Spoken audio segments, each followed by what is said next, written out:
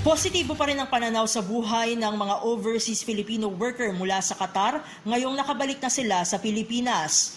Pero kung ang ilan nating kababayan umuwi ng bansa ng dahil sa gulo, si Christopher mas piniling bumalik dito sa Pilipinas dahil sa hindi magandang karanasan sa dating employer sa Qatar.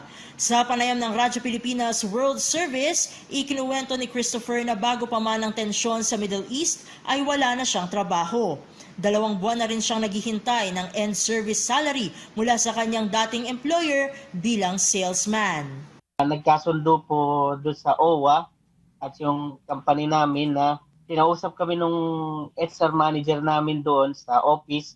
O sige, bibigay ko yung sahod nyo pero makakauwi kayo pero yung end service nyo ay hindi nyo makukuha. Before February 20, makakauwi kayo. Pero hindi na end service. Di pinabayaan na po namin. Bukod sa hindi nakuhang final pay ay nagkaroon pa ng mga iniindang sakit si Christopher na maaaring nakuha niya mula sa stress sa kanyang pinagdaanan sa dating employer at ang pag-atake ng Iran sa ilang mga bansa sa gitnang silangan, kabilang na ang Qatar. Sa kabila nito, tuloy lang daw ang laban ni Christopher para makapagsimulang muli sa buhay sa tulong na rin ng kanyang pamilya. Okay naman po, nandito po yung pamilya ko dito sa amin. Nanay ko busy doon, nagtitinda, nagbabantay doon sa palengke. Tapos yung anak ko na yun dyan, palaro-laro lang. Kasi yung anak ko po nagbakasyon dito. At nagpapasalamat din po ako at naka-attend po ako ng graduation ng aking anak na nag-graduate siya ng grade 6. At naka-attend ako po.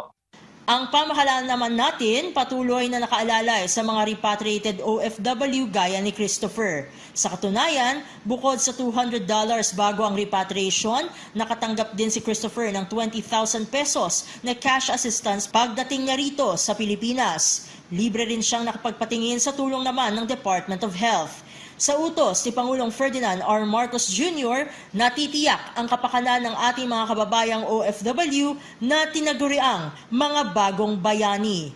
Para sa Integrated State Media, Steph Vicente ng Radyo Pilipinas, Radyo Publiko.